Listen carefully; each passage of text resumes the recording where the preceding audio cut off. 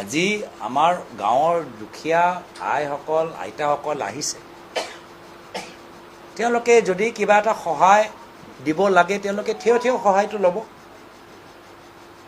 সেই পৰিস্থিতি তেওঁলোকৰ যে কিবা মান সন্মান আছে সেই পৰিস্থিতি আমি দেখা নাপালোঁ।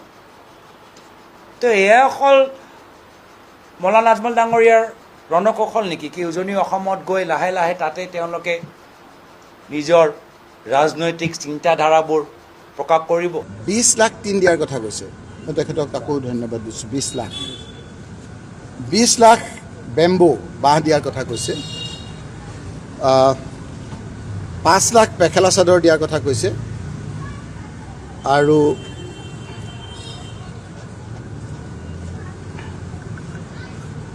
10,000 লেট্ৰিন দিয়াৰ কথা কৈছে।